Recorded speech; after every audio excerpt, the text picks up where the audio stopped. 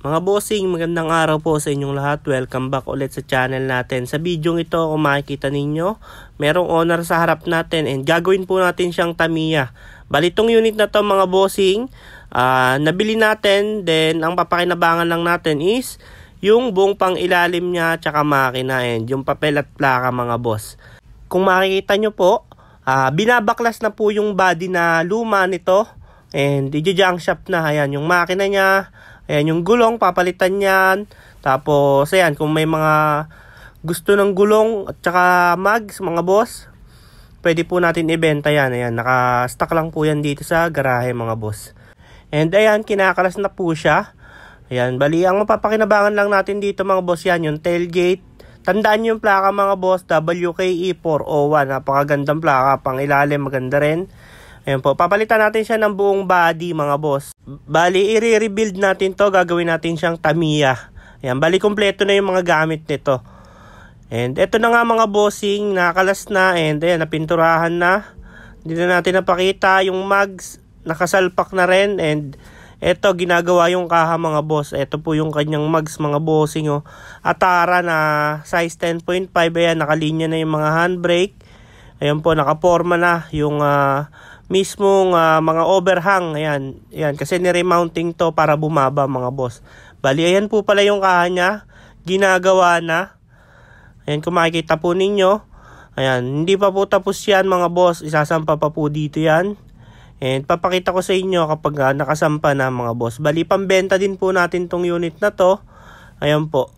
Bali, ang nakuha po natin dito sa unit na to mga boss, yung buong pang ilalim niya, differential chassis, molye, makina, transmission. Ayan po. Ayun po yung napakinabangan natin. Bali, yung makina po, i-overhaul pa natin. And ayan mga boss, nagawa na yung kaha niya. Nakasampa na po. Bali, hindi pa po finalize yan kasi marami pang ginagawa. Ayan, katulad nito. Itong isang to is yung bracket ng pan. Ayan, stainless po na bracket. Ayan, yung tubo, stainless din. Hindi pa po lahat nakapix yan mga bossing. Titibayan pa yan. Kumbaga nakaporma pa lang. Ayan, nakakabit na yung gearbox. Yung hydrovac. Ayan, nakabutas na. Then, lipat naman tayo dito sa harap. Bali, ayan po. Yung harap na flooring niya, nakabutas na yung transmission. Para sumunod yung baba nitong unit na to. Ayan po, yung pinaka kaha niya. Ayan, bali, hindi pa po tapos yung kaha nito mga boss. Meron pa pong mga ipo-full weld para talagang maayos na maayos. Bali, yung unit na binubuo natin mga boss, dalawa po yan.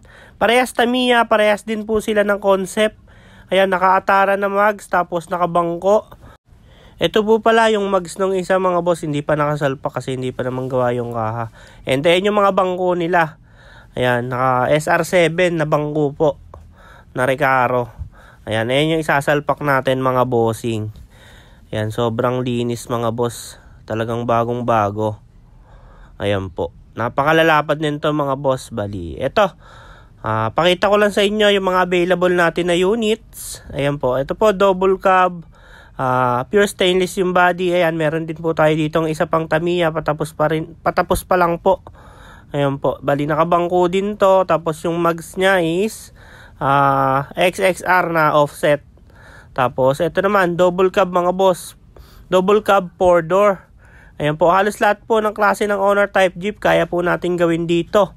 Ayan, dito lamang po yan sa Alapan, Imus, Cavite mga bossing. Ito po, isang double cab. Bago ito, isang box type mga bossing. Sold na po to.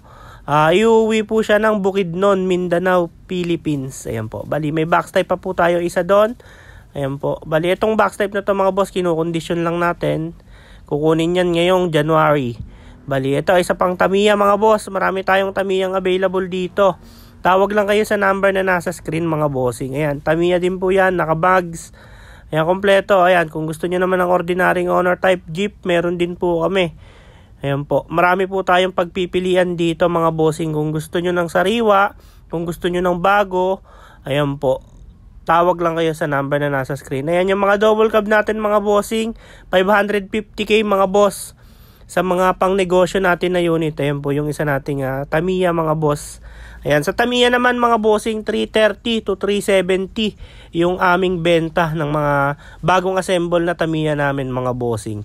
Bali sa double cab ulitin ko 550. Ayan, sa double cab naman mga boss 400 to 550k mga bossing. Ayan, balik naman tayo dito sa binubuong Tamiya natin mga boss. Bali, ayan po siya mga boss, ongoing pa lang. Sa mga interesado, tawag lang po kayo sa number na nasa screen. Ayan po, sa next update mga bossing, kompleto na yan, may mukha na. Bali, 2 unit to mga boss. Sa mga gusto magpa-reserve, tawag lang kayo sa number na nasa screen. Bali, ito na nga mga boss, hinango ulit natin dahil babapingin yung pinaka-butterfly or yung dibdib ng pinaka-bangka or yung kaha niya mga boss. Ayan, sinisimulan ng babapingin para kapag na-fix na po is hindi na siya mahirap sulukan. Ayan, ganyan po talaga ginagawa kapag nag-assemble ng unit mga boss. Binabaping, inuuna yan dibdib para hindi mahirap bapingin kapag binabaping na. Bali, ayan mga boss, tapos na po pala. Ayan, sa mga naghahanap po ng owner, ito malapit na po. Marami pa naman po tayong unit mga boss. Ayan po, pinakita ko lang sa inyo yung mga magiging available natin na units para meron din kayong abangan mga boss sa channel natin. Ito mga boss, 2 unit na Tamiya, parehas naka-Atara, nakabangko na Recaro. Ayan po, kompleto yan mga bossing, nakarehistro na yan bago namin ibigay sa inyo. Ayan. Sa mga interesado, tawag lang kayo sa number na nasa screen. And ipipin ko rin yung Facebook page namin para madali nyo kaming makakontakt. Ayan mga boss. Bali, hanggang dito lang po muna sa next update natin mga bossing. Kompleto na tong mga unit na to. Nakakabit na yung mga mukha. Ayan, mga fender, nakaporma pa lang. Bali, ayun lamang po muna mga boss. Bago nyo lisanin yung video to, huwag nyo kalimutang i-click ang subscribe button at i-on ang notification bell para lagi kayong updated sa mga video na ilalabas namin tungkol sa Honor Type Jeep. Yun lamang po. See you sa next video.